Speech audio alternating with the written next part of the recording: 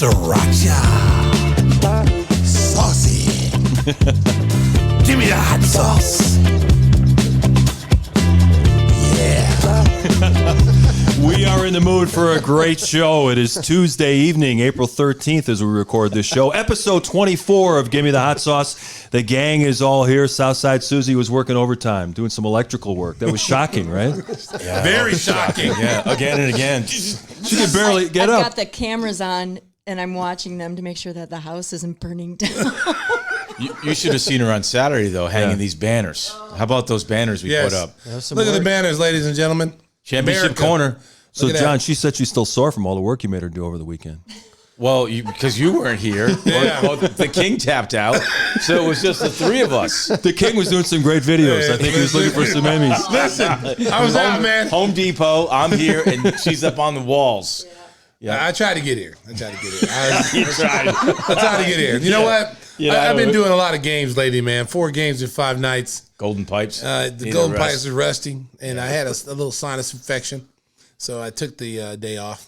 But the king is 100% tonight and ready to roll on Give Me the Hot Sauce, episode 24. Dewey Evans. You look back at some of the great number 24s in sports history. The Boston guy immediately going to Dewey Evans is like 24th on the list, but that's okay. No, he's on that list. He's on the list, yeah. If you go, he is down. Yeah, he's not Manny or Rick Barry. Is he over Willie Mays? No, of course. Come on. Ken Griffey Jr. maybe? 19 seasons, 8 Gold Gloves. Barry Bonds. 385 bombs. Wow. Come on. Absolute cannon of an arm. Hey, you know who also wore number 24? Book it. The great Kobe Bryant, who also wore 8 for half of his career. And today, April 13th, is the 5-year anniversary of his last game in the NBA when he scored 60 points. Stacey, I've watched a lot of sporting events in my life. That was one of the most incredible performances I have ever seen. Give me the hot sauce. Yeah, it was saucy. To know that's your last game, and to be, coming back from injury, where he had the Achilles tear. And I even go back to that game, how impressed I was with that. He went down with the Achilles tear, and then he went up and made his free throws, and then he walked off. No one carried him off. Yeah. He didn't get in a wheelchair or an ambulance gurney. He just walked off like it was no big deal. That's when I knew, man, Kobe is a bad dude. Like, he is super tough. 22 of 50, 6 for 21 from 3, 60 points, yeah. And, a lot of people complain about him shooting. I'm like, okay, first of all, when did Kobe not shoot? Right. Like, regardless. I mean, you still got to stop them. And the Lakers weren't going anywhere that season. They were just finishing it out. 13 and 53. And the show was to watch Kobe Bryant. The house was filled with celebrities, and everybody got a real treat. I got a kick at it when he came to the UC. And, before he, came into the game, jump ball circle, he came over there and gave me some dap. And basically said he appreciate, what I did with Chicago. And I'm like, that's oh, great. man, that Kobe remembers that. That's cool. And that I'll remember that for the rest of my life. That's just awesome. That's a celebrity moment, maybe? No. Oh, okay. Kobe's 60, though, was just amazing. I'll tell you what. And we're talking about injuries, a very serious injury in the NBA last night with Jamal Murray going down in the final 2 minutes of a game that had already been decided. I was watching the game at home. Flashbacks of D. Rose. Yeah. Yeah, and they were rallying, so I can understand why Mike Malone left his starters in the game, but they were not going to catch Golden State. It happened with just over a minute to go. He plants his left knee, it buckles, and we find out this morning it's an ACL tear. It was non-contact. Yeah. That's what I had a flashback of Derrick Rose when it happened. And I was just, oh, man. I mean, the first thing to think is please don't let it be an ACL. Because, even though he plays for a different team, and it's still a fraternity. No matter if you're retired players or not, you don't like to see players get injured like that, especially really good players like him. He makes a huge difference in what Denver is trying to do as far as if they want to get out of the West. He's a big reason why they would have been out of the West if he was healthy. They had won 8 games in a row before losing to Boston, and they lose again to Golden State. And now, when you look at the Western Conference, it's packed at the top. You got Utah, Phoenix, both of the Los Angeles teams. I think, Stacey, you crossed Denver off. I don't think they're a contender anymore. I don't think, to be honest with you, Mark, I still think they can beat Phoenix. I still think they can beat Utah, but I don't think they are going to beat the Lakers, and I don't think they're going to beat the Clippers in a series. Murray is that wild card with Jokic. And you got Aaron Gordon. They had a nice squad. Yeah. They had a really nice squad. And they addressed a lot of their issues to be able to make a serious push to come out of the West. I mean, being able to get Aaron Gordon, athletic forward, I mean, was amazing. And so at the end of the day, this is a kid that could get you 50. He proved it last year in the playoffs. He can get you 50. If Jokic is struggling or Jokic is, not, doing what he does, this is a guy who would get you 50 that can carry you to the next game and the next series. And they're going to be missing that now. Where do you get that from? Where do you get that production from? Because you don't have Gary Harris anymore. Porter Jr. But they're different positions. This is a guard. This is a guy that runs your show that makes it so much easier for everybody else to get off. He's never stops moving, without the basketball. And he's got the ability that he doesn't need screens. He can take you off the dribble. He can shoot from anywhere on the floor. And he's a pretty decent defensive player. Yeah, they're probably going to have to pick up a free agent. I know they were looking at a couple of guys, Austin Rivers being one of them, but you can't replace Jamal Murray. I mean, in the bubble last year, he emerged as a star, and he is one of the top. He's not exactly a point guard or a shooting guard, but he's just a really good basketball player, and they're going to miss him big time. Yeah, they're going to really miss him, and that means that's going to be more pressure on Jokic to have to, carry this team, and then everybody's role elevates. But it's going to be interesting to see. Is Will Barton going to be playing more of that position now? They've got to really look to address that issue very quickly. Well, if they hang on, and like I predicted a couple weeks ago, if they hang on, Jokic will be the MVP.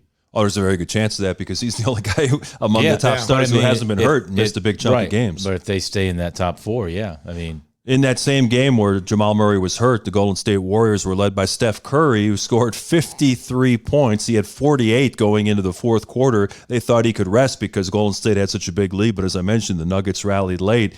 And Stinger did some research. He passed the great Wilt Chamberlain as the all-time leading scorer in the Warriors franchise, but it took him a little longer, didn't it? Yes. And Wilt. How about that? Isn't that amazing? I think anybody would have thought, right? I mean, Wilt did it in 429 games for the Warriors, right?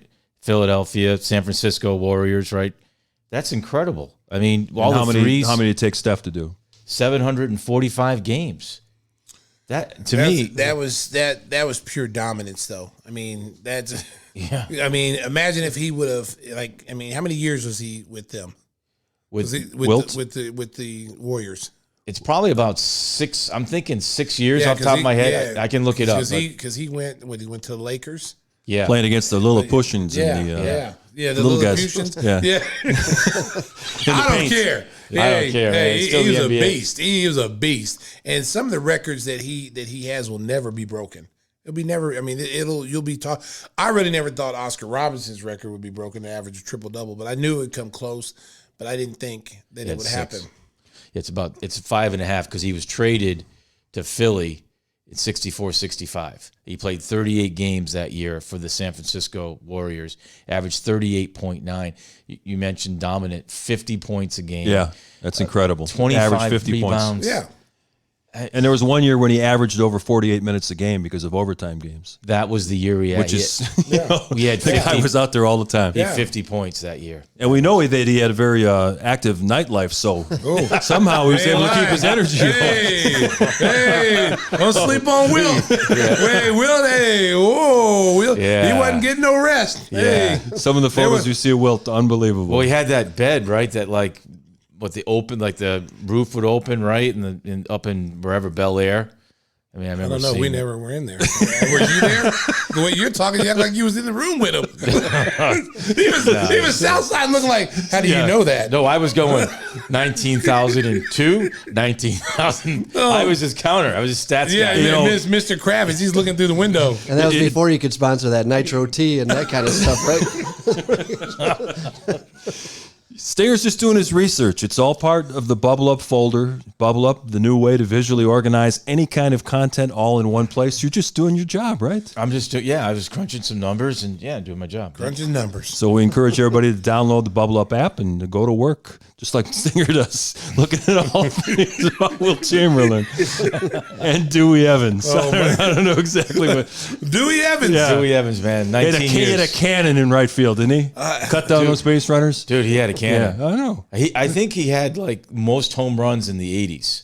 I mean, if he's not number one in the 80s, he's top 5. And he was the old man next to Fred Lynn and Jim Rice, right? That would be Captain Carl. Carl Yastrzemski was the old man in that equation, but he came up about the same time as, I think he might have been a year before or two of Lynn. Baseball trivia for 1,000, Alex. 1975, Jim Rice and Fred Lynn.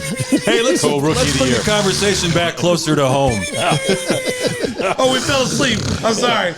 Me and Whisper fell asleep. Hey, let's segue to the Celtics, because we should get Scal back on, because remember we were talking. He's still got that Celtic pride. It's a bad movie. And it's a bad conversation. I'm sorry. They scored. Tatum had 53 one night. They beat Denver on Sunday, and I think they're going to be the 6th. Tatum had 53 the night that Zach had 50. Well, they lost too, but that's another story. That's why we're trying to circle a conversation. Okay, so we're going to talk Bulls now. Yeah. Okay. Hey, the last time we met, speaking of sleeping, was a week ago, and the Bulls were getting ready to go out on a 5-game road trip. They won the first 2, and we're thinking, they'll win all 5 and move up the ladder in the Eastern Conference. And a funny thing happened on the way to that perfect road trip. What happened, Stacey? Oh, man. all I'm going to say is I'm disappointed, because these are winnable games, and you're getting down to nut cutting time. It's 20 games left in the season. Every game's important. And when you get these games on the schedule that you're supposed to win, you've got to win them, because at the end of the day, they're currently sitting 10th, but they're like a game up on Toronto.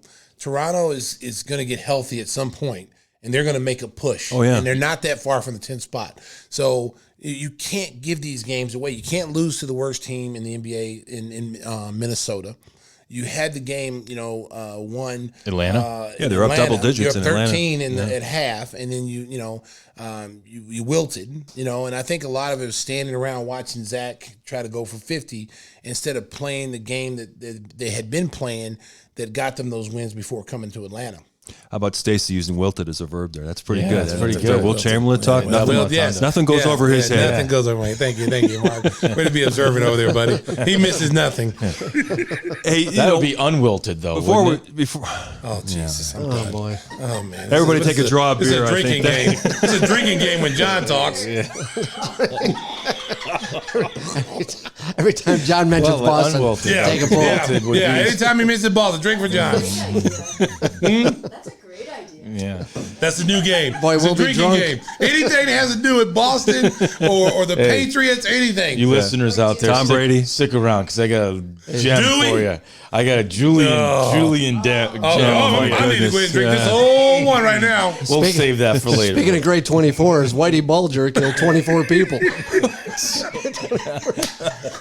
Whitey Bulger. Oh my God! That's a great Bostonians. Yeah, only the true Bostonians will know who Whitey Bulger is. The rest of the world, is that a baseball player? Oh yeah, that's good. Yeah. It's always tough to get back to sports after Timmy whispers. Look at John's face. Yeah, wait a minute. He just wants to choke you. It's just noise. It's a lot of white noise. It's all White noise. White noise. Okay. Hey, Stacey, the one thing about the Bulls, people always say, don't make excuses for them. These guys are professionals. They should be able to deal with stuff. But NBA teams generally don't make major changes in philosophy at the trade deadline. And with this trade, they went from a young team that played at a fast pace to a more veteran team walking the ball up the court. So for Billy Donovan to try to change 180 degrees in midseason is not an easy thing for any NBA coach to do. No, it's not, and I'm not making any excuses for him. I mean, you still got to play basketball at the end of the day. Their numbers are up across the board as far as post-ups, assists out of the post, and those are the areas you want to see improvement. The big thing for them right now has nothing to do with, in my opinion, watching them every night of, if the pace is slow or not. It's defense. They can't guard anybody right now. I mean, the guards are getting broken down at the top of the circle, which in turn is a domino effect, because someone steps up to help the guard that's beat. Yeah. No one helps the guy who helped the helper. And so therefore you get an easy dunk, lobs up in the air. You saw that with Clint Capella the other night, was living above the rim. You saw it, last night, Valanciunas was getting dunks. I mean, so, they've got to address defensively. And the guards, I'm putting the onus on the guards. They got to do a better job of keeping, guards in front of them and taking it personal. you can't always yell for help. You know, you get screened, help. You know, you can't. You got to fight through screens. You got to get physical with teams. And right now, at the point of attack, that's where they're the weakest at, in my opinion. At the point of attack, when the guards are coming down the floor and they're running a pick and roll game, or it's just an isolation, they're getting broken down at the point of attack. Yeah, I thought the defensive effort was a lot better in the first quarter. I thought there were more guys trying to help in the post, trying to help on pick and roll coverage, but that kind of dropped off as we got to the fourth quarter. They did a pretty good job defensively on John Morant. He didn't have a big offensive game, but he did get in the paint and disrupt the defense a lot, especially in that fourth quarter. Well, the first half, and we said that during the game, is like, you know, this is something that has to be consistent. You can't just do it for a quarter. You can't do it for 2 quarters. Right. If you want to get to being a playoff team and a serious playoff team, you got to play defense for 4 quarters. You can't do it for 2 quarters. And that's what they did against, you know, Memphis. It's like for 2 quarters, they look awesome. In that second half, they just were like, you know, guys were getting to the basket. They were getting second chance opportunities. And, you know, Memphis is one of the better offensive rebounding teams in the NBA. And they live up to their billing. Right now, the 3 young guys, their heads are spinning, talking about Kobe White, Lauri Markkanen, and Patrick Williams. They are struggling with a capital S. Well, Lowry's probably, you know, is really tough because, you know, he's been in the league a long time, you know, 4 years. Year, yeah. And you don't expect that out of him. You know, Kobe's second year being in a situation where they're trying to convert him to being a point guard. I've honestly said his first year was a waste, in my opinion, because Jim Boylan and his coaching staff never gave him the ball to develop as a point guard. And maybe had they done that his first year, maybe he would be a little further along when Billy Donovan got him. You know, they used him in that Ben Gordon role his first year. So he doesn't have a lot of confidence right now. He's lost his confidence, and he's a talented kid. He's just got to slow down. He's going 100 miles an hour. He's super fast. And sometimes I think he's just too fast, and he needs to slow down a little bit. Kobe's going to be okay. I'm not worried about him. Patrick Williams, I'm not worried about. I would just like to see him be more assertive. You know, be more aggressive. You know, someone's got to grab him and tell him, you're the future. You know, you should be right now the third option for us right now. You should be behind Vooch and behind Zach. You should be the third option nightly.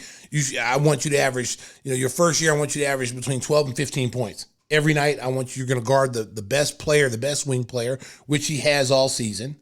And I want you to be aggressive offensively. If you have a shot, take it. If you get the ball off the glass, take it and initiate the offense. Have him bring the ball up. He used to do that in the beginning of the season so much. Now you see him, he'll get a one-hand rebound, look like Michael Jordan grabbing one-hand rebounds. He'll take 2 dribbles and he'll give the ball to Zach. Right. Instead of taking it up the floor himself, because he does have guard skills, and he's not utilizing them. You know, he's right now, the last 8 games, to me, he's just been sitting around floating at the 3-point line, and that's not his strength. Yeah, we don't want to see him fall into that trap that Wendell Carter Jr. fell into, where he never even looked at the basket. So hopefully Patrick Williams will be more aggressive. Bulls have home games coming up against Wendell Carter Jr. and the Orlando Magic on Wednesday. Showdown. Then Memphis comes in on Friday, and the Cavaliers are in over the weekend. So the chance to get a winning streak, but we've said that before. Hopefully this time it turns out to be true. Since we've been talking about the Bulls struggling, how about lightening the mood? We've got a fantastic guest coming up. Stacey booked one of the big headliners in multimedia. Anthony Spice Adams is going to join us next. Spice. On Spicy the Hot Sauce. Any questions for your dad? Okay. Well, since nobody had any questions, I'm just gonna order me some food.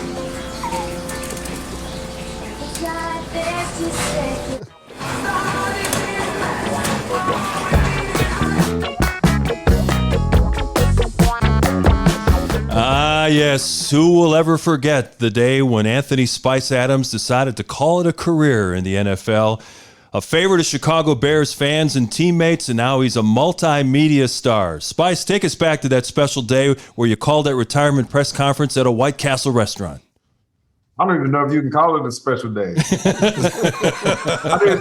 I didn't want to be done. You know, they forced me to be done. I still have some more years left, man. They didn't want me to do it, man. But it was funny because my wife and I, we were driving past the White Castle, and I was like, "Oh, I got an idea." So already know what this is like. Like, I don't want to do it. And so we went in there. I'm like, come on. It's like, there's nobody in there. Like, come on, let's do it. Then we're going to get in trouble. I'm like, the White Castle? How are we going to get in trouble? And so she brought the camera in there and we shot it. And then I came up with this idea to say, you know, it was the Wick Cassell and all this other type of stuff, man. And the rest is history, though. But looking at it now, like, because I edited it myself, and I'm looking at it, I'm just like cringing. Like, that's one of my first videos. I was just like, that transition is terrible. But didn't ESPN pick it up that same night and run it on their programs?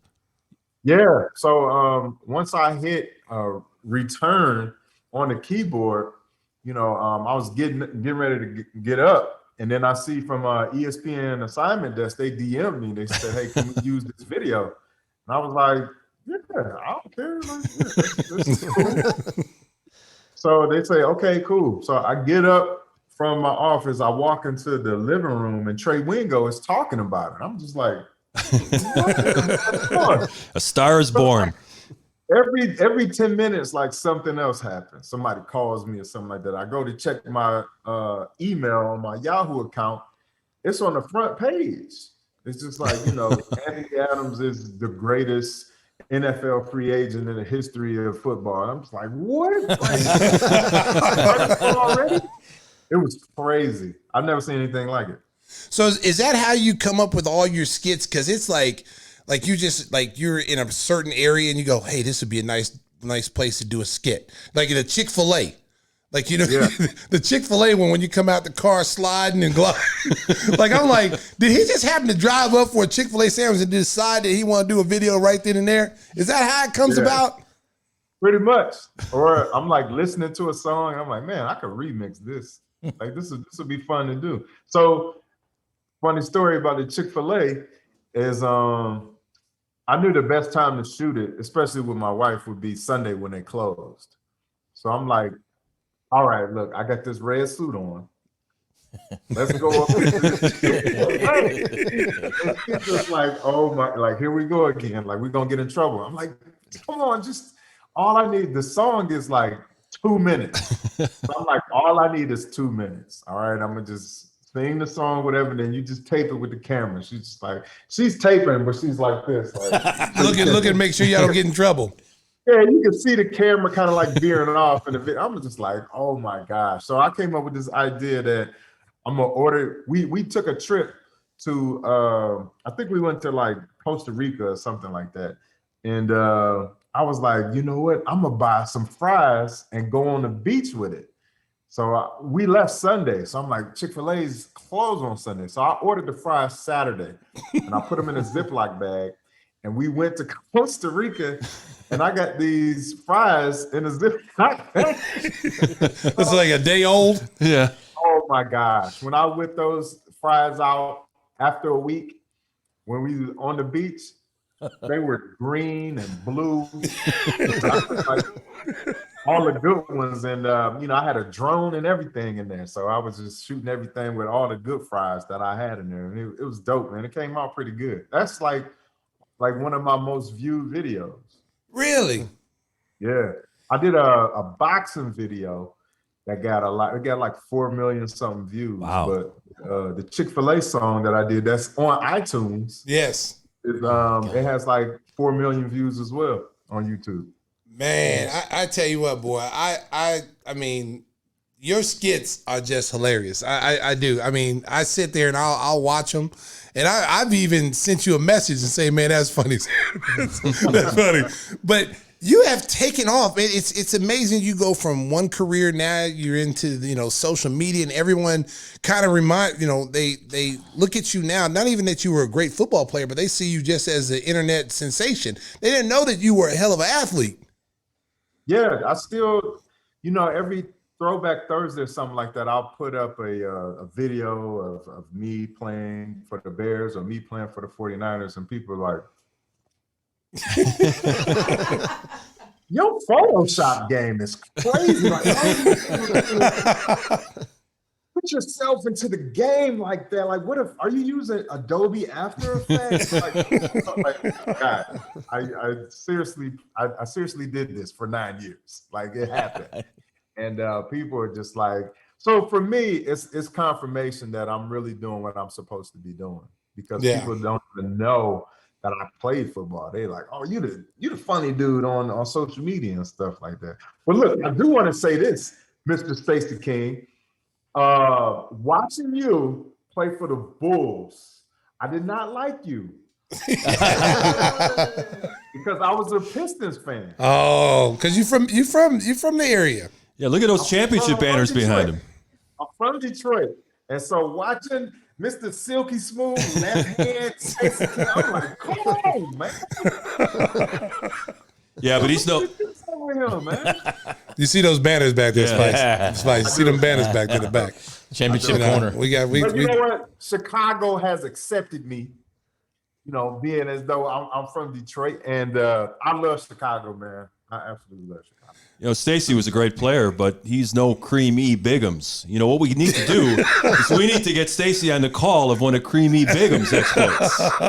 Oh, he don't want to do that. Hey, I'm gonna tell you another one of the creamy beings I like is when you did that old Nike commercial where they played that and you was dribbling in your garage.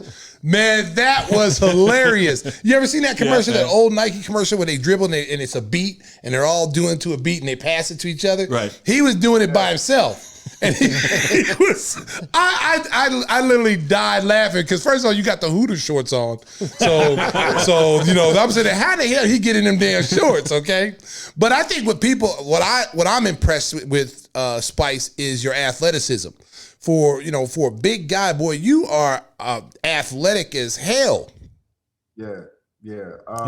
My mom, dude. I used to. All of my cousins and everything, like they were like real skinny dudes. So we used to always play basketball in my neighborhood, and they would always take their shirts off. So I used to always be the one, with my shirt still on, just like, nah, I'm not gonna take my shirt off.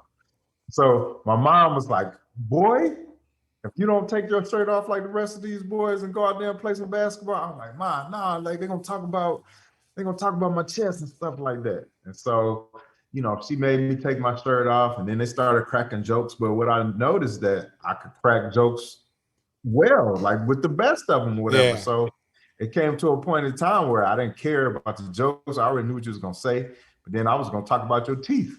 I was going to talk about how your breath stinks. The dozens. Body odor, like everything. Talk about how you sweating, talk about how you shoot, talk about everything. And they was like, dude. And my cousins were a little older than me. So they were just like, yo, I don't know if we really need to be talking about him. Like he's spitting some truth out here, man. And so, my mom, I was always involved with something. She always put me in dance competitions. And so she never let me just be like, oh, I'm too big to do this or I'm too big to do that. Like she always was like, you can do everything those little boys is doing. You can do it, baby. And so I was like this, mama, I need to pop and lock. She yeah, that's my baby. Hey, Spice, speaking of Showtime, how did the pregame dance start with the Bulls that we watched for so many years? The pregame dance? Yeah, how'd that all start? That was Olin Kreuz's fault. That was his fault. So they always choose a person to break everybody down. And they choose different ones every week. They say, all right, this week we're going to go with Peanut. Okay, this week we're going to go with Tommy Harris. This week we're going to go with Lance Briggs. Then they said, okay, this week, and they choose the day of the game. So you don't have time to think about what you're going to do or whatever. Blah, blah, blah. We're stretching right before the game start, pregame. And so Olin looking around, he say, Spice, it's all on you. So I'm like, all right. So I do my pregame dance and everything, get everybody hyped up. And then Olin says, I think you're going to do it for the rest of the season. Because nobody's going to be able to top this. You got to do it every week. And so it was 2010, I think it was, man. Like we had a great year, man. And I remember that like it was yesterday. I did it like throughout the playoffs. Like it was dope. But that was a good time, man. But the thing is, it take a lot of energy to do. I'm like, boy, I hope offense go out first. I hope we lose the points out. Spicer, you're doing some analysis for Fox 32. You do the Inside the Bears show that airs weekly throughout the year. A lot of fun on the show as well as football talk, but obviously the Bears fans are wondering, are they ever going to find a franchise quarterback? That you've lived it as a player, now you're as an analyst. What are they going to do at that position, Spice? That is the $1 million question. You know, I don't know the answer to that. I wish I did, but I don't know. It seems like every time we get the opportunity to do it, for whatever reason, we always end up relying on the defense again. Right. Like, I don't know when we're gonna, get that right when it comes to the draft, as far as drafting that franchise quarterback. But I don't know, man. I wish I knew, guys. Being a defensive lineman and seeing in today's game, is there one guy or a few guys that you like out there? You go, man, that dude is a bad dude. Man, Stacey. I told the Bears, I said, I don't care what you have to do. I don't care what you hear in your ears. Draft Aaron Donald. Oh, this was what, 7 years ago, I guess? Yeah, you went one pick before him. I'd say, listen, I don't care. I'm talking to somebody answers the phone and they put the call in for the Bears to get up on the podium and say the Chicago Bears select, whatever. Whoever that was, I say, look, I don't care what they say to you. If they say draft Michael Westbrook or whatever, act like you don't hear him. Put in Aaron Donald. I say this guy is one of the best defensive tackles I've seen in a long time, and I think we should draft him. And they're like, I say, dude, this Aaron Donald guy, man. But Aaron Donald is unbelievable. Just the stuff that he does, even when he doesn't make the tackle, like just how disruptive he is. It's like he does dream moves, like the moves that you're thinking of when you go to bed before the game is all the things that he does in the game. Like it's crazy. Like you look at it, and on film, it just looked like, oh, he just club ripped. Yeah, okay, I can do that. My club rips don't look like that. Like the club is flying off the way. I'm like, man, when I do that, it's gonna be the same. Like when I do that, it's still guys like all like holding me. Like once this dude club and rip you like this man. Aaron Donald, he's the best right now. I like him. He's gonna have 100 sacks before he even gets to year 10. Wow. And he's got 85.5 right now. At defensive tackle. Yeah. Getting double teamed. That's impressive. That is impressive. Man, that's like before the game starts. You hit up, down, left, right, BA, select, start. Like he is a cheat code, man. You put the contra code on. Unreal. Hey Spice, you're 6 foot. I know you had a 30.5-inch vertical, and you talked about Aaron Donald. He's 6'1", but what's it like playing? The one gap. Playing against some of these guys. Did you have certain techniques that you would use? Yeah, just be short. Me, the low man go win, and and the thing is, I love playing nose guard, and I think you got to be some type of crazy to play football to begin with. Yeah, but playing nose guard and wanting to actually play nose guard, like because a lot of defensive tackles, like they look at that as a form of punishment, like because if you playing three technique, you're there to get sacks. Like if you're playing nose guard, like you're there to get double teamed all day. And like, that's what I wanted to do. Like, that's just how crazy I was. Like, I wanted to command a double team every time so that Lance Briggs could go run free. And, you know, we got all the linebackers running free, and the defensive tackles, they're able to get their one-on-ones, whatever. I'm just like, I'll take on the double team, man. Y'all go ahead and do what y'all need to do. You know, like that was just my mindset. Like, I wanted to be a nose guard. Like, I wanted to be that unsung hero, the guy that, you know, brought his lunch pail to work every day. Like, you knew what you was going to get out of me. Like, I was going to hustle, and I was going to understand the defense. And so I played my role pretty good up until the point where I got released at Disney World. You got released at Disney World? Yeah. Wow, for real? I got released in February. February 25th. February 25th, I got released. I'm at Disney World with the fam. We on the bus. The kids. Oh, man. Mickey Mouse on That's this. brutal. I'm going to Disney World. I get the call from Lovey, like, hey, big guy, we're going to let you go. Oh, no. Like, I'm like, let me go where, coach? Where are we going? We going to the Super Bowl. I'm with you. Like, let's do it. Like, you putting plays in this early? Just we're going to let you go to Space Mountain and ride with your kids. Wow. It was so different. I got the news early, too. So, you know, I think we were going to be at Disney for like, you know, 5-6 days. And I got it day one. So Oh, no. Wow. Just like, ruined the whole trip. like, no, you can't get no extra fruit punch. Yeah. That's right. Fruit punch is like $8 there. Like, you get a Capri Sun at Disney World, it's like $15. Yes. Very expensive. Like, I gotta share that with the rest of the row. Take a little, and then pass it. Take a little sip of Capri Sun, and then you gotta pass it down for the rest of the row.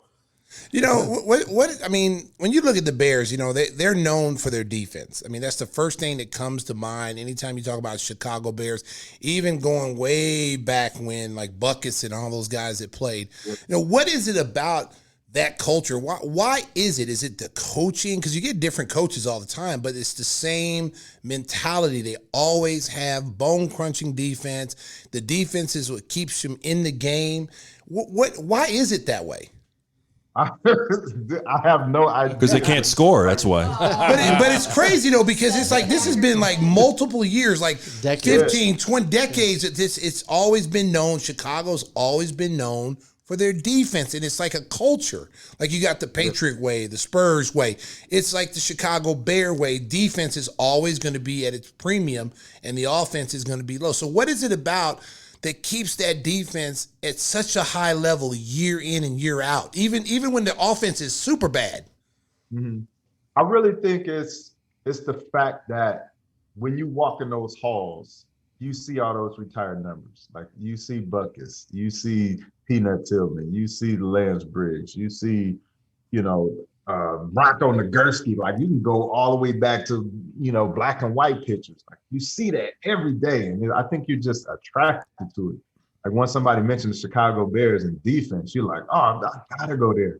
Like, I gotta go there to see Mike Singletary. You know what I'm saying? Like, I gotta go there to see Richard Dent. I gotta go. And I think as a person that plays defense, you're just like, Chicago is where I need to be. For instance, when I was with San Francisco and my contract was up and, you know, I was a free agent, my agent was telling me about Chicago Bears, and I was like, the Bears? Really? I'm like, yeah, I can see that. Yeah. You know, you got Tommy Harris there, you got Adewale Agunleye, Alex Brown, like Mike Brown, like, what? Like, yeah, let's do it. So it was a no-brainer for me to come here. And I think a lot of, you know, linebackers or, you know, DBs or defensive linemen, like, it's the same thing for them. Like, you know, Chicago Bears on the radar, they like, yeah, I'm gonna be a part of that tradition. Yeah. Hey, Spice, you love to have fun with all your videos. Your improvisational skills are off the charts, and you're also working on a network television show, co-hosting the Great American Baking Show. What's that like for a guy that likes to play it, you know, loose and improvise a little bit? Network show, I'm sure you got to be on your marks. Everything's got to be timed exactly right. Did they give you some freedom on that, or has that been an adjustment for you? Yeah, they allow me to have fun and, you know, use my personality and just let me go and, you know, have fun, because that's what it's all about. But when it comes time to telling people what they need to bake and what needs to be out and what needs to be in and how they need to do things and how long it needs to be, then of course I can't go off script when it comes to that. But everything else, they allow me to just have fun and get into my characters and, you know, make people around there, you know, have a good time, because it's so stressful. I mean, you're inside of a tent, you're overseas, and, you know, it's different ingredients over there. Like right now, you can go out and buy like some butter and you can understand what it's like once you put it inside of your cake or whatever. But when you're outside in the elements and you're in the tent and then you have to go shopping over in the UK, it's different. Like their butter is different from ours. Yeah. It's a lot of things that you don't think about until you actually have to do it. And then you got the judges all in your face, breathing down your neck. Like, you sure you're going to put that in there? You sure? Okay. I mean, I'm not telling you what to do, but I'm just sure you're going to do that. That's funny. So, you know, it's hard, man. So it's a dope show, man. I love it, and I get a chance to work with Emma Button. Yeah, and Spice Girls, Spice Girls. Yeah, Spice so and Spice. Spice Girls. Yeah, and Spice. She's Baby Spice. Emma Button is Baby Spice. No, man. Come on, you got to know that. So these guys, you passed the test, Stacey. Yeah. So you do the physical comedy. Have you ever entertained the fact, because I think with the physical comedy and then actually getting up on stage and telling jokes, I think you'd be super dope at that, because a lot of the great comedians use the physical comedy. And you have a way, I could just see you really taking off as a comedian with the way you do the physical part of it. Yeah, I did a stand-up one time at the Laugh Factory a couple years ago. And I did like a 7-8 minute set or something like that. And you know, it's different. Like doing stand up or doing a sketch, they're two entirely different things. And the thing with stand up is that you got to be fresh and you got to come with it, like, you know, every day, because nowadays people can tape you with their phones and it can be up on YouTube, and then like you can't say the same thing that you said yesterday. Like you gotta switch it up. You know, back in the day, you were able to do that because they didn't have social media or whatever. So you can go, you know, from city to city saying the same jokes. But now it's like you got to come up with something fresh and something new like every day, and that's hard to do. And it's a lot of pressure. But I mean, a lot of comedians are doing it. But as far as what I'm doing is I'm doing a lot of sketches on social media and things like that. And you know, whatever comes about it, then, you know, it's gonna be good. I mean, I got 4 kids, so whatever come first. Yeah. You know, if I'm, you know, hosting a show, or if I'm doing more episodes on Ballers with The Rock, or, you know, doing episodes of Detroiters on Comedy Central, or movies, or whatever the case may be. Like I'm open to it. And I think the thing also, like if I really wanted to do stand-up comedy, I mean, I would just have to immerse myself in it, just like how I did with football. Like you need the reps. Yeah. So, you know, I would be up at every open mic, or I would be up at Riddles or Zanies, or all of the comedy, the comedy things that, you know, Chicago has to offer, or Second City, or whatever the case may be. And I know if I just, like, with the work ethic that I had in football, I can just transfer that over into stand-up or whatever, and just keep getting the reps to the point where I'm a lot more comfortable out there. So I don't take it lightly. Like it's entirely, it's 2 different things. Yeah. It's just like boxing and basketball. Yeah. Or, you know, basketball and football, whatever. 2 different sports. You got to be in 2 different type of shapes in order to be good at it. So, you know, I don't take that stuff lightly at all. You mentioned your kids. Sometimes kids can be your toughest critics. They give you a hard time at all when something that they thought might have fallen a little bit flat, and they give you a hard time about it? I don't think they really know what to expect. I'm I'm always in dad mode. You know what I mean? So like I could be in a purple suit with a purple top hat. And, you know, I can walk in the house and they'll say, "Oh, Dad is recording something." Still at the same time, with me having that silly outfit, I'll say, "Sit down."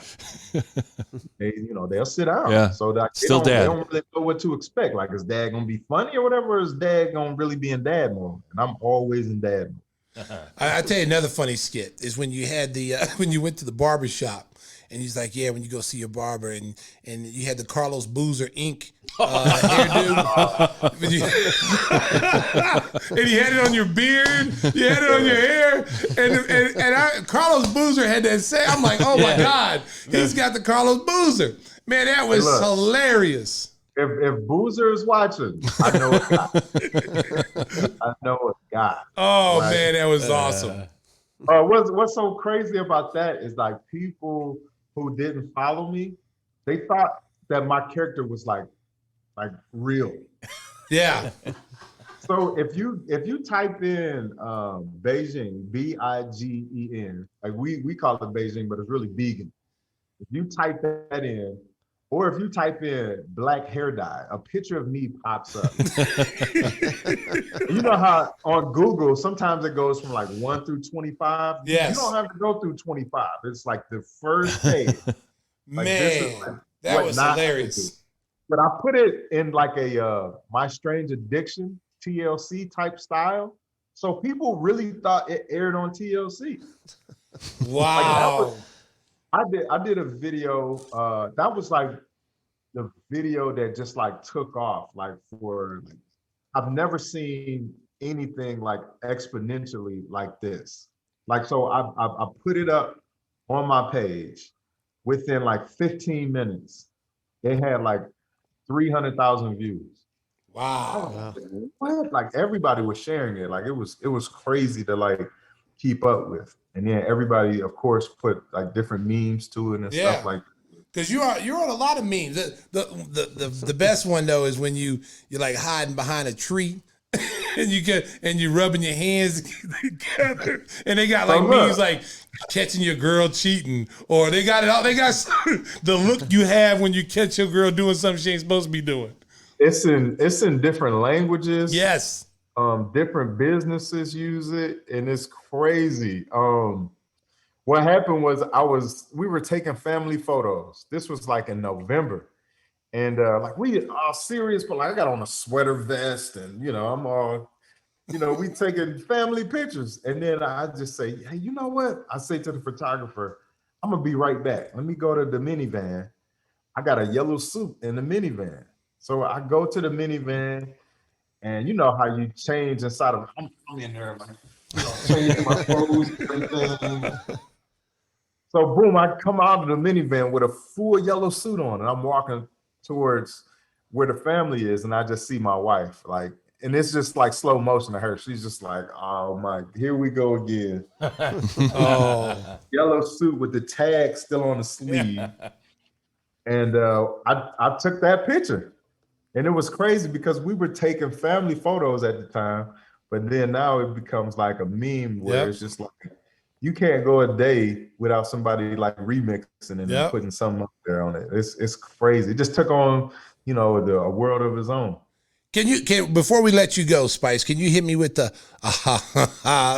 the famous Spice Adams laugh. The laugh, the pimp laugh. That's what happens when you get a good cut. Yes. You get a cut, like everything is trimmed up. You got 90-degree angles everywhere. And then, the barber put the mirror in front of you. And you just look at the mirror and you go,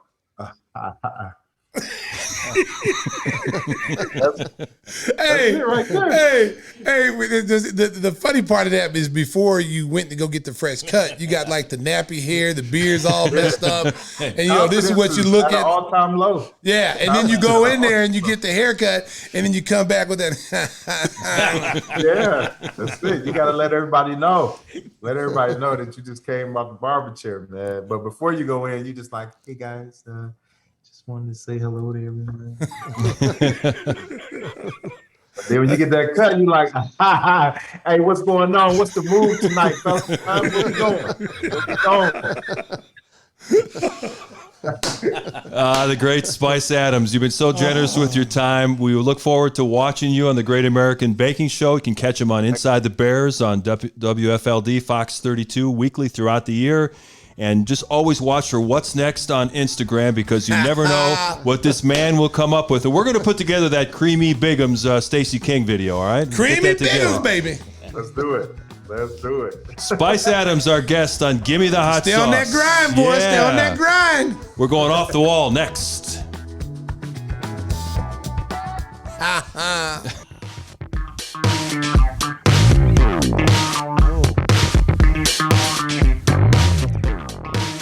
I'm sure subscribers to the show know that every week we post a Bubble Up roll. We have some of the highlights from the show. You want to check out Anthony Spice Adams in action on Instagram, some of the great memes and some of the routines that he's done. We'll have them for you. You can also check him out on Instagram. I believe it's at Spice Adams. So this guy's an amazing talent, and we really enjoyed our visit with him.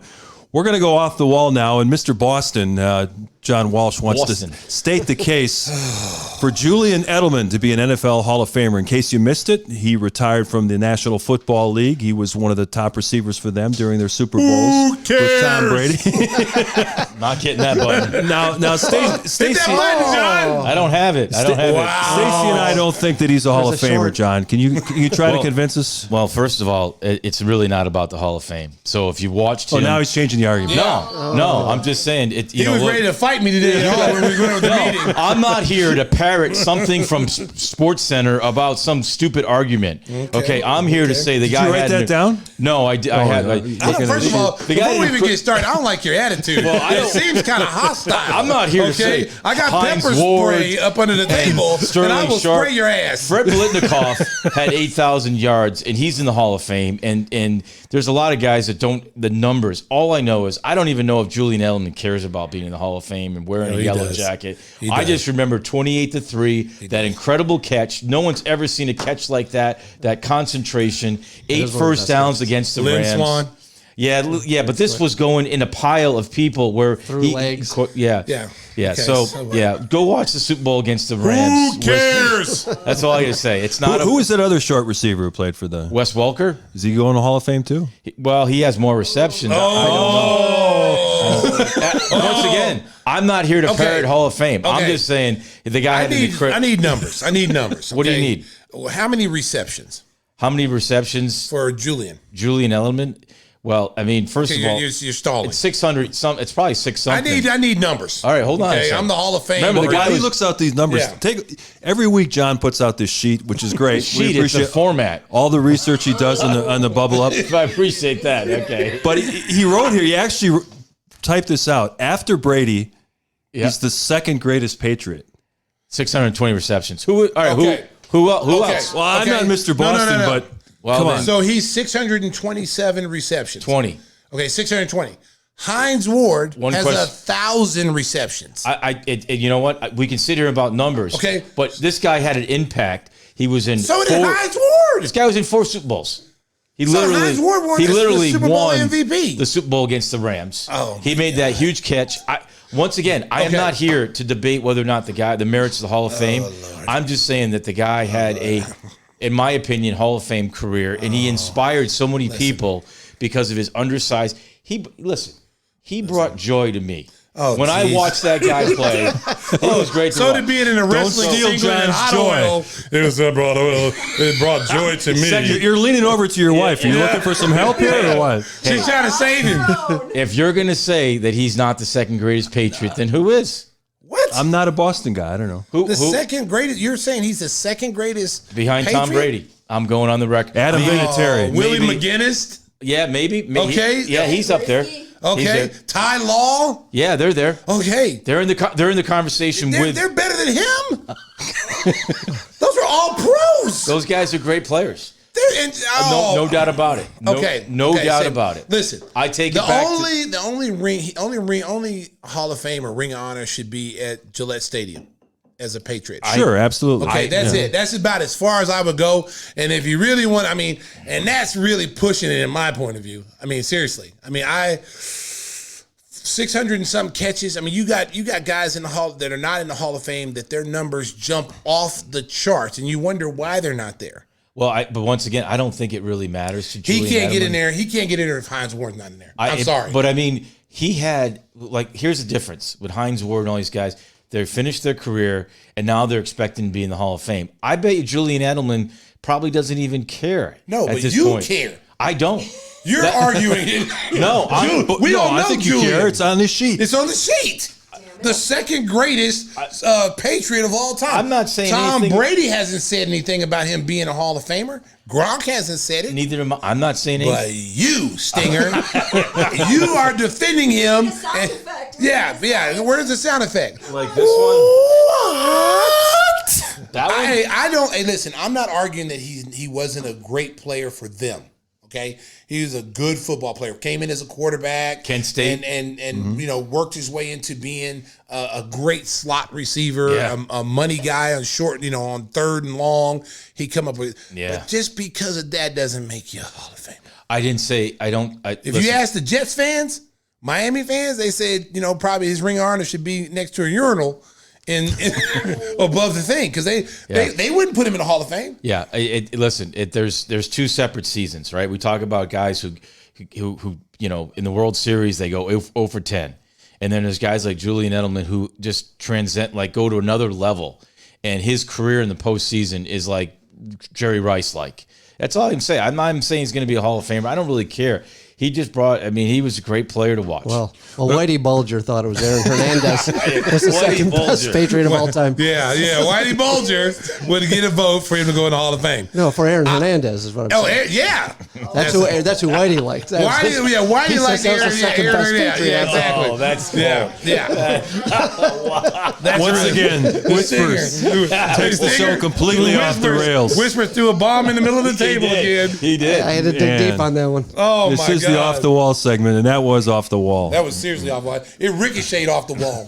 Why don't we have a little fun? Stacey brought up this idea about celebrity encounters. We've all had the good fortune in our profession to meet a lot of interesting people. Whispers, let's start with you. Who's the most interesting person? You're the international man of mystery. Yes, What kind of a lot of celebrity mystery. encounters have you had? Jeez.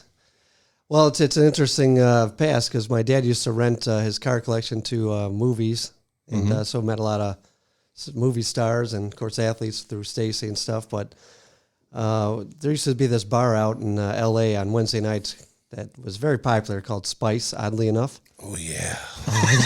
That's right. Remember that. And when I was there and met Stallone, but he was standing next to one of my favorite stars of all time, Ron Jeremy. Ron Jeremy. Jesus. Ron Jeremy. Oh, yeah. Tell us about that encounter, Whispers. Yeah, you really liked him, huh? Jeremy at a place called Spice. Yes, that's true. Yeah. Please tell us you didn't meet him in the bathroom. I have no idea what he's talking to Stallone about, but nonetheless, I Hanging over the urinal. So, no. Tell us about this. I got to know about this meeting with Ron Jeremy. Ron Jeremy, America, if you don't know who he is, he's one of the most famous porn actors in the world. That's all I know. So go ahead, tell him. That's all he is. No. He sells cars What are now. his other credits? He sells cars now. Hey, he was in Where the Red Fern Grows. He was. was he in that? Fan. You're a big fan of Jeremy's. Did he play one of the dogs? Yeah. I'm a big fan of Ron Jeremy. I'm not gonna lie. So did you actually go up to Ron Jeremy and have engage in a conversation? I was a little starstruck, so the only thing that Oh my God! the only thing that could come out of my mouth was a hell Careful of a now. penis. Wait a minute. What did you say? What did you say? All I said was hell of a penis and shook his hand. I had no idea what to say, and that's what came out. And Stallone kind of looked at me like, "What's your problem?" So you got Sylvester Stallone there, but you gravitate to Ron Jeremy. Well, because at the end of the day, I've seen more of his films than Stallone's, so he's a bigger star to me. Oh my God! Tim, Whispers not. Hey, America, Whispers is not whispering tonight. You learn something new every time you come on the show. The Whispers fan club's going to get a lot of it's new gonna members be this huge. week. Yeah. The ratings are going to be up because of this one. Thanks, Whispers. That's what happened. Oh my God! I can't say it was a proud moment. How about the Walsh family? We got a celebrity encounter you want to talk about? Susan, why don't you take this one? Southside? No, I mean, but who's your celebrity? You met Henry Kissinger once, right? What? Well, he's not really a celebrity. He's not a celebrity. He's no Ron Jeremy. No Ron Jeremy. Although he doesn't look like him. He does look like him. I used to work in Los Angeles on 6th and Olive, and everybody that I worked with just loved to see celebrities, and I just mocked them. Like, they'd be like, oh my God, they're filming a movie down the street. And I'm like, seriously, grow up, For years this went on. And then one day we were at lunch, we finished lunch, we were in the lunchroom, we were cleaning up, and somebody goes, yeah, Mel Gibson in Lethal Weapon. And I'm like, wait a minute. What did you say? Mel Gibson, they're filming Lethal. I seriously ran. I didn't look back. I ran. I was in a suit. I was full on sweating, like trying to get a look at Mel Gibson. And my whole office, who are you? And I don't know what came over me, but it was just amazing. Did you meet him? Well, I didn't meet him, but I got to see the set. It was the scene where they were filming in a police station. And I was, in the crowd. I was allowed to mingle in the crowd in the background. So I think I got on the cutting room floor, to be honest with you, because I've looked. Wow. But it was just such a thrill. So anyway, I take back all the horrible things I said about people who get starstruck, because Mel Gibson, called the bullshit. Were you and John together at the time? No. Kind of, maybe. No. I was around with the suits. Yeah. When she used to wear the. But you weren't around when she was hot for Mel Gibson. She's still hot for you. She's still hot for Mel. She's still hot for Mel Gibson. I Trust still me. watch his movies. Yeah, Lethal Weapons on on a loop. Sunrise. Oh, Yeah, wow. yeah. Tequila Sunrise. That's an awesome movie. I love that. Yeah, that's an awesome movie. Yeah. Stinger, you got one for us? Stinger? I there's so many. I a lot of athletes over the years. Paul Hogan. I had dinner with Paul Hogan, Crocodile Dundee at my brother's house. I remember that was fun. Hello, Mike. But we were in Indianapolis. I was doing a Indiana football game. We were at the Malibu Rose. It was a bar in downtown Bloomington, and I remember John Mellencamp was in the bar. Yeah. And I was so excited because I was going to Farm Aid at then Miller Park. And he was just kind of hanging out, and he was talking to us, and we had a few beers in us, and he was just talking, and I went up and I tapped him on the shoulder. And I heard he was a pretty rough and tumble guy, so I tapped him on the shoulder. Nothing. Tapped him on the shoulder again. And he finally turned around. I go, hey, I'm going to Farm Aid in October. He goes, yeah, good for you. Really? Tell your story walking. Wow. Yeah. Good for you. Beat it. Wow. Yeah. Yeah, like John, we've had a chance to interview all kinds of athletes over the years, and you do get kind of starstruck with some of the celebrities that you meet. I got a chance to interview the great Hank Aaron, who was a boyhood idol of mine in Milwaukee, but the celebrities are the ones that make a lasting impression, because then you really do get nervous. I remember they were having some kind of ice show at the United Center, and the station sent me out to interview Katarina Witt. Ooh. In her hotel suite. And so I'm like, this is going to be fun. Yeah. So my cameraman and I are waiting in the lobby, and Miss Witt, we'll see you now. So we went up there, and she couldn't have been nicer, gorgeous. You talk about Ron Jeremy, I'll give you Katarina Witt. Yeah. That was one that I remember. She was even lovelier in person than you remember her on ice. Oh, man. She was smoking. Yeah, she was. Yeah. She was saucy for real. Saucy. She can give me the hot sauce anytime. Hey, it's a family show. I'm sorry. I tell you, mine was like, remember the old Planet Hollywoods? Oh yeah. Oh, yeah. Remember that? And they were huge in like California, Florida, and they opened one in Chicago. So being a Bulls player, I get invited red carpet. I'd never been to a red carpet thing before in my life, so it was the first time I got a good chance to go. So I brought my friend Todd Severance with me. And so I said, hey, man, I'm going to this thing. I want you to come with me. I don't want to be by myself, so come on with me, boom, boom, boom. And then so I had my wife was with me too, so she was with me. And so it was just the three of us. So we come out there and we walk on the red carpet. And then now with the Chicago Bulls Stacey game, people went crazy. I felt like a movie star. Like I'm out there waving. I'm out there, blowing kisses to the crowd, I was really feeling myself, okay? So I get a chance to meet Stallone. I had met him before, and Arnold Schwarzenegger and Bruce Willis, who John kind of looks like. Stinger looks like him. So that was really cool because I got to meet Luke Perry. I got to meet all these people who were investors, Demi Moore, all these people who were investors. And the one person I wanted to meet was Sharon Stone. Now, remember, Sharon Stone at that time, she had just did that Michael Douglas movie. Oh, yeah. Basic Instinct. In Basic Instinct. And man. Spicy. And you remember, like, when that movie first came out, like, the reviews were like, hell, you can keep your children away from that movie, blah, blah, blah. So I remember going to that movie, and the theater was sold out. There was nowhere else to sit except for the front of the screen. So yeah. Okay. So I didn't know what was in store for that particular movie. So my wife's like, I don't want to sit in the front row. I'm like, I don't want to either. But this might be the only time we can see this movie. So I said, well, what the hell? Let's sit up in the front, not knowing what I was going to see. Okay. Then she did that jail scene. They had the white dress on and opened her legs. Oh, the scratch and sniff. Oh Lord. Hey, yeah. Yeah, I was like, oh, Lord. Stacey, if you were in the front row, I'm pretty sure you deprived the people sitting behind No, you from seeing that scene. No, because I was like this the whole time. I was looking up. I was like, I was right there. I saw everything. Matter of fact, after I saw that scene, I went to go see it 3 more times to make sure it was what I saw. Now, did you in the front row? No, I went in the back. I'm not a pervert. Come on, they forced me to sit there the first time. I'm not gonna be a pervert. I moved to the back. Did you go by yourself? Yeah, I did. Did you have popcorn? No, shut the. Okay, so anyway, before I was really interrupted. So we go to this Planet Hollywood grand opening. So Sharon Stone's there. She's there. So I see her. I'm like, oh my God, Sharon Stone's there.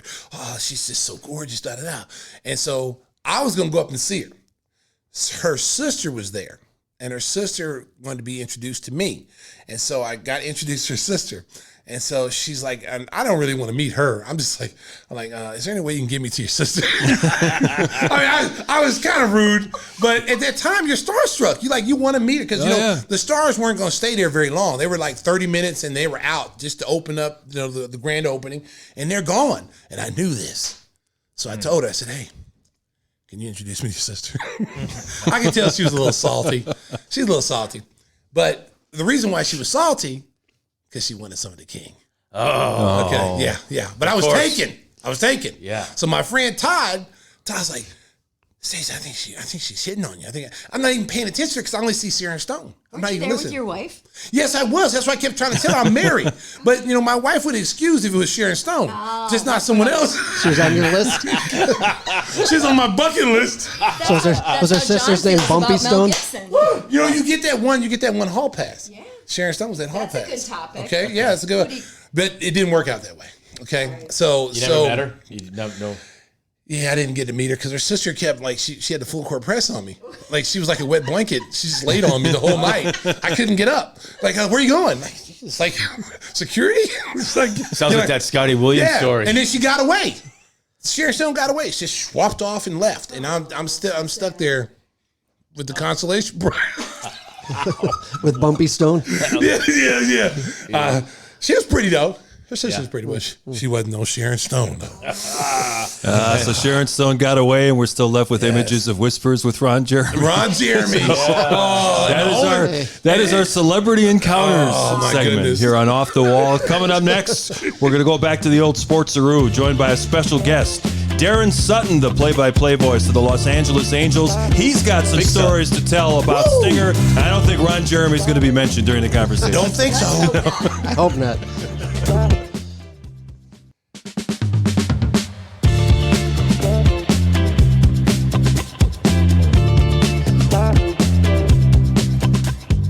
Hey, it's rapidly becoming one of our favorite segments on the show. We visit with a fan, a friend of the show, and it's also known as guys who used to work with John Walsh. So that's kind of how it's evolved over the weeks. Hey, man. How about that for an introduction, Darren Sutton? He is the play-by-play voice of the Los Angeles Angels, kind enough to take a few minutes with us before he has to fly out to get ready to call some more baseball. And you work with John behind the scenes where he's a producer-director, but what do you think of him taking on this whole Stinger persona and becoming an on-camera talent? This has got to be something special for you, Darren, to watch the evolution of John Walsh. I'm all in. I'm 100% all in. He sat in the truck for my 5 years and had to listen to my mess and keep me somehow on the tracks. Barely he did, but he's been waiting for this chance. And he's realizing that he's been doing the wrong thing for a long time, but those of us on this side don't do much. So he's realizing, I don't blame him. I mean, as a producer or director, you're doing all the work. We're not doing all the work. Yeah, that's right. Exactly. Well, Stacey's the best at giving out nicknames, but John actually gave himself the nickname Stinger because that little growth underneath his bottom lip there. What do you think about a guy giving himself his own nickname? That's off the rails, isn't it?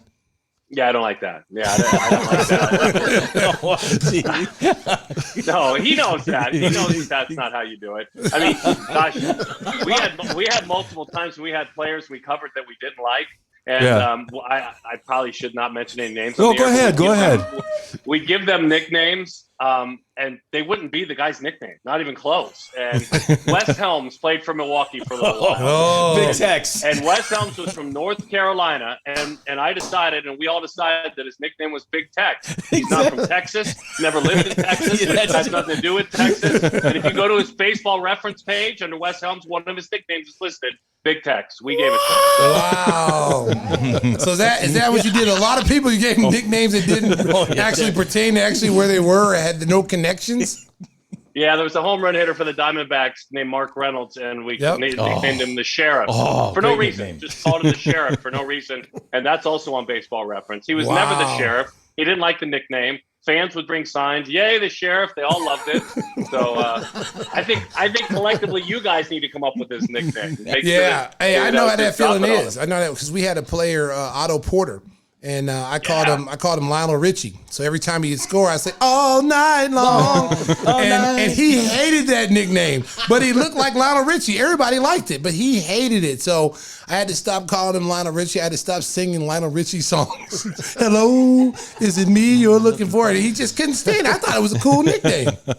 Yeah, you gotta loosen up a little bit, don't you, Stacey? Yeah, you gotta loosen up, man. Just a tiny little bit. You call Otto the disappearing man because you never see him on the court anymore. He's vanished. Okay. Yeah, he didn't play the other night. Wow. The checks still come though on the 1st and 15th. Wow, you guys are really ruthless. Wow. You guys not even here to defend himself. Wow. The voice of Mark, by the way, with that. Yes, yeah. I always get thrown under the bus. It's no big deal. Yeah, Otto will be looking for Mark, just like a lot of people. I got a whole troop of NBA players looking for me. Blake Griffin, Andre Drummond. They're lining up. They're lining up outside the Sriracha Studios looking for Mark. We got Costco beef sticks for all of them. Yeah. Send them on their way. So tell us what it's like, because traveling with the Angels, you get to see a lot of stuff behind the scenes as we get to see. Is Mike Trout is really as humble as he comes off on television? I mean, for a superstar player, he just seems like he's just a little kid playing a little kid's game. Yeah, and with protocol, we're not quite as intimate as we were, but yes, Stacey. I mean, he did kind of an open mic Zoom a couple times in spring. I've had some one-on-ones on him with Zoom. And the simplicity, like I have this great opportunity to interview a bunch of young prospects in my day job with Perfect Game. He's very similar in the way he talks about, I've worked on my swing. I've listened to Shohei Ohtani. I've learned how to improve, and I'm almost there. And he was being serious all throughout the spring. I've never heard him reflective on his swing. It's not that he's private about it. Doesn't act like, maybe La Russa did as a manager, that it was like state secrets and it was that important. He just actually never wanted to talk about it. Well, now he's talked about it, and he's like this little kid that's just playing the game. He's God's gift to the game. But yeah, Stacey, you're exactly right. That is 100% who he is. Joe Madden will always be a hero here in Chicago for leading the Cubs to that World Series championship. How has he been received by the fan base in the Anaheim, Los Angeles area? Yeah, they missed out last year. Last year was such a dead year. We all know that, right, guys? I mean, 2020 and the Angels were awful last year. None of it fell on Joe's shoulders as it should have. I mean, last year, they love him. They're excited about him. He's very, very well received. I mean, look, I was around in, 00 and 01 when Joe was the bench coach. That's when I cut my teeth as a radio announcer. And Soch was the manager, and Mike Socha, he was his bench coach. And he was beloved then. And so I think fans there are pretty smart. There are a lot of loyal Angel fans out there in a market where it's a Dodger market a lot of the time. So they love Joe. They like his creativeness. I mean, they've seen it already in play. He probably could do whatever he wanted to as far as appearances and earn extra money, but he kind of he runs the show that he runs there. And again, as we get free from COVID, I think we're going to see more of Joe out in the community. Yeah, they love him. They love him. He fits Orange County, like he fits Chicago, like he fits Tampa. Joe's a chameleon like that. He fits anywhere. There's no question about it. I see the Mark Grace jersey hung behind you. You work with Gracie in Arizona, another popular Cubs player. Tell us a story about working with Gracie. Well, he was loyal to the end. And you guys, we've all been there, right? And John's been there as a producer, to where if there was a place I wanted to go out on a limb, and maybe it wasn't the best idea, guess who was coming right there with me? He was never gonna be my voice of reason. He was never gonna be the big brother because he's a couple of years older than I am. And we had amazing times. That's not a single anecdote, but he was as loyal as there was as a broadcast partner. I'm getting to know one right now, and Mark Gubiza, who's a different style and passionate about the game and wildly loyal. But Gracie was very, very, very loyal. You know, if we went a direction that we decided to go in a broadcast, he was right there with you. He was never looking out, you know, for his image or what people might say. He's like, this is my partner. I'm working with him. Let's go call a game together. So I loved working with Gracie. I mean, I really, truly did. And it was like a day off because he'd leave and do some network games and I'd have other guys and he'd come sit back down. And I think to myself, wow, this is, I'm back into having a day off. So it was a blast. It was a blast. I made him uncomfortable. I forced him down to the field, had to interview guys and he didn't like it, but then he loved it, right? You guys know Gracie. I mean, he didn't like it, then he loved it. He didn't like going to sit down with Albert Pujols in St. Louis, but then he loved it. And so, it was fun. I mean, there's not a single second of that time that I didn't love. And when I get let go in 2012, he was one of the first guys to reach out and to this day stays in touch with me. He's a good man. Want to ask you about your dad, the Hall of Famer who passed away last year, had such a wonderful Major League Baseball career, a great career as a broadcaster. What was the outpouring like for you and your family when your father passed away? With all the things he's accomplished, all the things he's done in the game, it must have been gratifying to see him honored the way he was. Well, you couldn't have summed it up better. I mean, what a great question. Thank you for asking that way, because really my father and I became closer again later in his life, whereas in the middle time, you know, there was kind of a gap. There was no disdain or anything like that. But, you know, younger, married guy, professional, he's doing his thing. So we weren't as close. And then we became closer later in his life. But really, and I knew it was coming. He was very private. He didn't want anyone to know that, you know, he was battling cancer and was near the end. But the amount of people I heard from floored me. I mean, just blew me away. And it was absolutely a way that I reconnected with my dad even more. It was so amazing to hear from teammates, from guys that are in the business, in the industry, to, you know, guys that found my number, to owners of teams that sent, you know, prayer cards, that sent flowers. In a weird way, the most interesting little unique twist, and John will appreciate this, being around young athletes and doing media for Perfect Game, I probably heard from 40 or 50 young future stars that just would text me and say, hey, sorry about your dad. I didn't really know about him. Now I do. And that gave me a little good favor for the future of our sport. So, it was a massive outpouring for sure.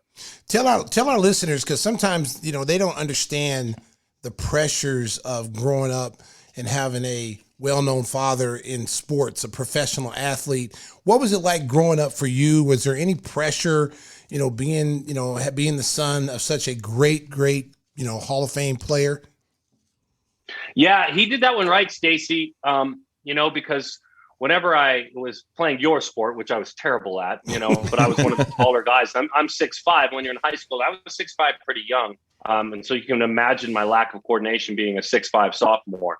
And so I tried to play basketball. The moment that it just didn't make sense anymore, I literally went and did the PA. I enjoyed my high school basketball team. I did the PA. I started, you know, we went to a church-based school, so I'd speak and introduce guests. And he encouraged me as much about that stuff in high school as he did about playing baseball. He was never absent from helping me with baseball, and I played high school and college baseball and a touch in the minor leagues. But I'll always recall he encouraged me about be spontaneous. Be spontaneous. You're good at it. Your spontaneity is excellent. I don't have that, he'd always say. Ended up having a 20-plus year broadcast career, so I think he did. But he'd always encourage me on the things that I look back, Stacey, where I was lucky. I see a lot of dads and moms in amateur sports right now that are missing the mark on that, unfortunately. Not all of them, but he wasn't that guy. He didn't need to live through me, and he didn't try and make me something I was not. The pressure I felt, I think because it was so comfortable, was kind of fun. I kind of not afraid to laugh at myself. I mean, like I'd be in the minor leagues firing it off the backstop, and you'd hear the drunk guy in the third row. Oh, he's got his mom's arm. That's excellent. Yeah, that's great. I loved it. That gave me a smile. That's good stuff. I mean, that's good stuff. So, I was lucky. I always knew I wanted to do this. What I do now, I think, kind of honestly, Stacey, the playing part of it, I was a legacy, so somebody did me a favor. I mean, I was 6'5", and my last name was Sutton. And they gave me $1,500 to see how it would go. And I milk it, right? I mean, in stories, I pitched in minor leagues. if you watched it, you'd think it was a really rough rendition. You had incredible palm ball, right? Didn't you have like an incredible... Yes, the palm ball. Even more than that was actually my fastball, right? Hey, Daron, you spent so much time as a kid. We've talked about you coming in '82 with the Brewers and your dad pitching here, or was in Anaheim or pitching at Yankee Stadium. Can you just share with us? You had so many great stories of being around big league clubs and in clubhouses and moments. Is there any one story that you can share with us? Yeah, I think there's one that's got a little humor to it, and kind of the '80s baseball front and center when things were evolving. The Yankees were playing the Angels. My father was an Angel, and I was a senior or junior in high school, so I could drive to and from the ballpark. So I got it. That's when I actually started getting baseball, when I was trying to be a big leaguer someday and playing competitive high school baseball. So I had to work in the clubhouse. So if I went, my dad said, "You come hang out, you got to work." So I worked. And pitching against the Yankees, back then, you guys probably remember this, the home team, no matter the sport, but the home team never televised their games because they thought, we want fans to come to the arena, to the ballpark, to the stadium. But the Yankees obviously were televising back to New York. Well, in the Angels clubhouse where I was working and my father was pitching, they had the Yankees feed on and some, closed circuit monitors so the home team could watch the game. So about third inning, they pause. You hear Phil Rizzuto, "Holy cow!" and he's making all kinds of noise. And I look up and you see my father pull off a glove, and they got a slow-mo of him rubbing up a baseball, and he's got something right here on his palm, right there on his glove hand palm. And the Yankees back then, when everyone else was doing like 5 camera shows, were doing 7, 8 camera shows. They were all in, right? So they had this replay. And I'm like, yeah, that's not good. Whatever it is, that's not good. I walked down the tunnel, right? I walked down the tunnel, and my father would sit facing the game. He put a towel over his lap in between while the team hit.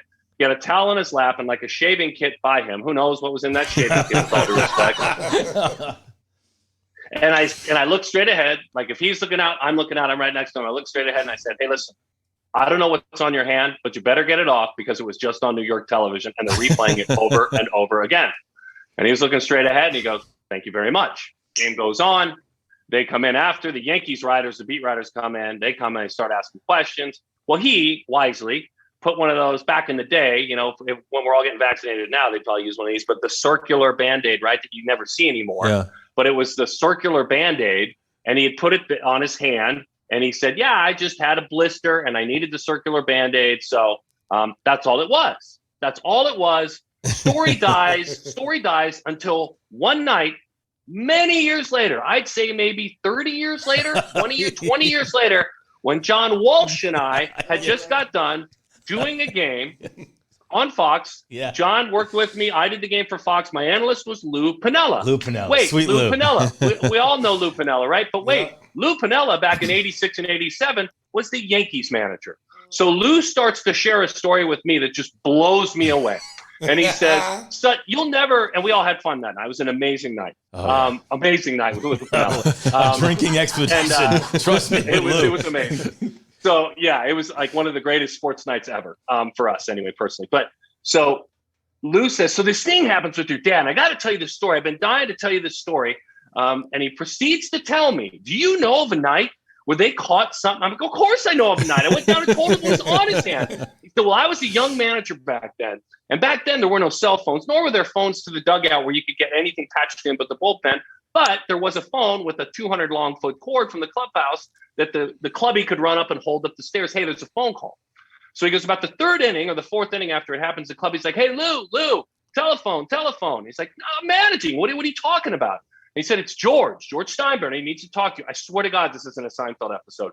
He says, "It's George. He needs to talk to you." So he gets on the phone with him and he's like, "What in the hell is going on? I'm seeing something on the field. He's got something on his hand. Go out, get him thrown out of the game right now." Lou's telling me the other side of the story. He's like, "George, I'm managing a game. Leave me alone." Hangs up. An inning later, same thing. Clubby's like, "Sorry to bother you." He's there again. Same conversation occurs, right? Hangs up on him. The 3rd time, he calls him back and he's now livid. And Lou realizes there's nothing I can do. And he said, "I got to figure something out." And he says, "Listen, I got to tell you this right now. I'm not taking him out. I'm not going to get him thrown out." And he says, "Why?" He says, "Because Tommy John is pitching against him right now. He taught Sutton how to do it. He's pitching for us. And Rick Robin, who's pitching for us, Sutton taught how to do it. He's pitching tomorrow night. They can all get thrown out." And so to hear both sides of that story when I was a kid, and then when I was a grown up or pretending to be one, was such a cool circle of sports life. And it was fun that John was there too. It was such a cool circle of sports life. But that's sports, right? I mean, it comes around and somehow you end up hearing. I felt fortunate that Lou had the other side of the story. It was very fun. Oh, that's some great inside baseball stuff. Hey, we know you got to catch a plane, but before you go, you got to set us straight on a couple of things involving your buddy Stinger. He claims that he can strike anybody out throwing a wiffle ball. And then secondly, he says that he was nicknamed Little Molly because he was picking grounders in spring training, and one of the players was that what you Little Molly. This story gets bigger every week. So fantasy camp. By the way, Big D and I did fantasy camp because we worked with Bill. This guy, what were you hitting? Like 667? I was. I had as many hits as I had torn and pulled muscles though in my leg. Was killing. I was about 265 at the time. Did you pitch? So I don't think you pitched. That was good looking a Brewers uniform. Yes, I've seen him. I saw him in the clubhouse, believe it or not. Do the wiffle ball thing, Prince Fielder, boom, got him. Take that to the bank. Like I've seen it happen. Because Stacey's going to bat against him this summer. We're going to stage that. Not good. It's going to be good. I'm just telling you, if you can beat Prince. Prince had a pretty good career, right? Yes, yes. John doesn't throw anything. He throws everything by the face. And you have to literally you're hitting a fly. Yeah. You know, flying around. Hey, but Little Molly, he had a number 4 jersey on last week. Yeah, for the show. I brought this wiffle ball in for you. This is the only wiffle ball you can see. Oh my God. Big D. He's that guy. I try to tell these guys that Cecil Cooper was my manager and Don Money was on the bench, and one of the other fantasy campers came up to overheard Cecil Cooper say, "Who does that guy remind you about there?" He's like, "I don't know." He's like, "That's Little Molly." So there it is. Can we go with a better name for Paul Molitor? Can we pick any of them? Nicknames? We don't have to call you Little Molly. That's like calling me Little Gracie. I don't like the Little. Kind of like a schoolgirl nickname. Hey, Darren, was Paul Molitor like something tough? Let's go with it. I told King that I have the Don Sutton 12-6, baby. The 12-6. And I'm Mickey Mantlin right on out of the park, brother. Yeah, okay. Hey, Darren, since you're a regular fan of the show, what's your favorite episode? Who's your favorite ex-teammate that Stacey's had on? Episode 11. I love it. Episode 11 was my favorite. Don't be calling me out on that. Way to go. Stingers at work. Can a friend just support a friend and say that he hopes it goes well and just leave it at that? Don't be calling me out. Stinger's working double overtime. I told you. He's a double agent. Okay. Well, Darren, thank you so much for joining us and telling some great stories about your dad's career and about working with Stinger over the years. You're a good man for putting up with him that long, and I know you're a close friend of the Walsh family. So thank you so much for joining us here on Gimme the Hot Sauce. This is episode 24. So when you tweet it out, make sure you get the right episode, okay? Saucy. That is Angels play-by-play broadcaster Darren Sutton. We had a lot of fun today on Gimme the Hot Sauce. I want to thank the great Anthony Spice Adams for telling us some stories about his career. He's an Instagram star, a multimedia star. Make sure you follow him, and we look forward to joining you again next week. Stacey, take us home. Drive home safe. Baby. Saucy.